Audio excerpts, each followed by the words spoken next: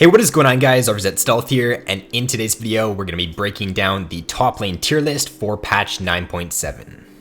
So to start off in the S tier for this patch, a newcomer for the past 2 patches now has been Hecarim. So Hecarim top lane and in the jungle got a lot stronger after he did get those Q buffs. I think it was either last patch or the patch before. I'm pretty sure it was last patch, but Hecarim's a great pick right now in both the top lane and in the jungle. For top lane Hecarim, you run the Ignite on him like you used to. You take Conquer, and the Conquer Ignite, the amount of damage you have with that, the amount of sustain you have with the heal coming out of Conquer, with the heal coming out of your W is really good. And Hecarim's a champion that can stack Conquer up very quickly, so you're going to be able to get that to 5 stacks. You're going to be able to take advantage of the true damage and from the healing a lot of the time on this champion. Hecarim is actually one of the few top lane picks that does well into a lot of the other most picked bruiser picks. So he does very well into things like Jax, Aurelia, can even do pretty good against Riven right now. So he's overall one of the better top laners for patch 9.7. Another really big strength of Hecarim top lane is the fact that he does have a really easy way of shoving in the wave in the early game. He's got AoE damage coming out of his W and his Q, so in a lot of matchups you can get early priority with Hecarim, and you're going to be able to roam down and help your jungler at Scuttlecrab pretty much faster than any other top laner. You got the move speed coming out of your E, which is going to allow you to get down there very quickly. Because you're running Ignite as well, you're going to win a lot of 2v2 skirmishes, especially if you get your Conquer stacked up. So just look to take advantage of that on Hecarim. If your jungler is looking to play towards topside Scuttlecrab, then make sure you do get priority, get down there, and help him secure that. Now, build path wise on your Hecarim top lane, you can either go for a Sterix or a Righteous Glory second on him. If you're looking to start team fighting earlier on into the game, if you're like really far ahead and you just want to close the game out, then going for Righteous Glory second is going to be the better option there. But if you're more so looking to solo carry the game, if you're the one that's getting fed in the early game, you're the one that needs to take over the game yourself, then going for Trinity Force into Sterix gives you a little bit more dueling potential, a little bit more damage there. So your build path should change depending on how the game is going.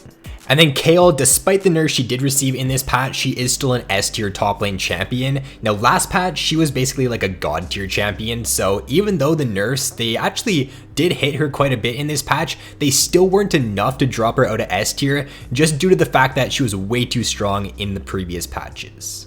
Kayle right now is undoubtedly the strongest scaling top laner in the game, so just do the best that you can to not die in the early game. Even if you do die in the early game, it's not the end of the world because there still is a chance for you to come back and scale. But if you can go even throughout your early game, if you can reach 2 to 3 items on the champion, get your levels on the pick, then you're just going to 1v9 games on this champion for this patch. And then for the build path right now on Kayle, there's a lot of different things that you can go. There's some people that go for the Trinity Force, Rapid Fire Cannon, Infinity Edge build, so more of like a crit build there. There's also people that go for like Blade the Ruined King into Rage Blade, which is also a really good build for this patch right now. You can also go for something like a Gunblade, Rage Blade Nashers. So there's just so many options right now that you can go on Kayle for this patch, but the one that most pro players are using right now, the one that is tending to do the best in solo queue, is that Trinity Force into Rapid Fire Cannon and then Infinity Edge. And then for Urgot in this patch, he did get nerfs similar to Kayle, but because they did overshoot so hard on the buffs last patch and he was a really good pick in 9.6, he still is a great pick in 9.7. The nerfs did hurt him a little bit, but in my opinion, they weren't enough to drop him out of S tier. So Urgot, great pick right now. I think that he's one of the best skirmishing top laners in the game. The fact you stack Conquer up insanely quickly just allows you to thrive in 2v2s in the early game, especially once you do hit level 6. Once you get 6 on Urgot, your 2v2 is really good, so just look to play around that. Look to be taking 2v2s if your jungler is also playing a strong early game jungle champion. And then once you do get your W maxed out, like your 1v1 potential is insanely good on the pick. You have really good 1v2 potential once you do get a few items on the champion as well. So Urgot for this patch, just overall one of the stronger bruiser top laners for 9.7. And then it seems like it's been a couple months now that this champion's been S tier, but Jax yet again S tier for 9.7. 9.7. So Trinity Force into Sojin, still very strong on Jax.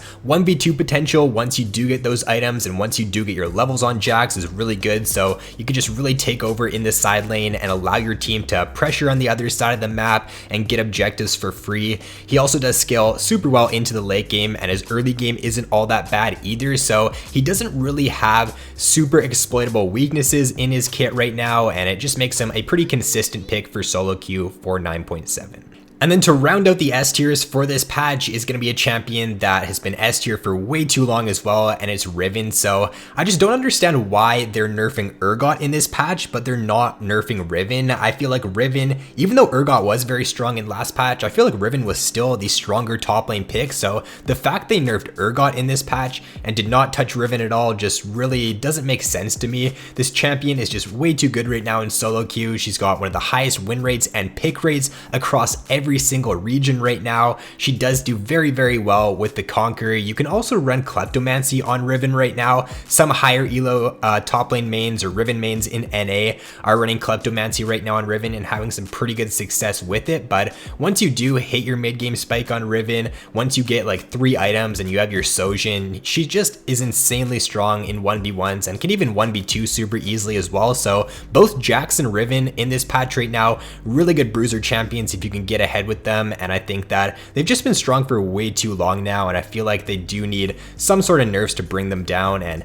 shake up the meta a little bit in the top lane. And then for the A tier for 9.7, so still pretty strong picks in this patch. A few champions that did move up in this patch a little bit. Rumble is a champion that I think right now is your better AP top lane champion. So if you do want to add an AP champion to your top lane and you don't really want to play Kayle right now, or Kale's banned a lot, then I would definitely recommend adding Rumble for 9.7. Mundo and Cho'Gath also did both get buffed in this patch, and originally I thought that Mundo could possibly move up into S tier for this patch, but he is still going to stay in A tier for 9.7. But just overall, if you're looking for a tank in this patch, if you're auto-filled to top lane and you don't really know who to play, then I would say that Mundo and Cho'Gath are definitely two of your better bets for 9.7.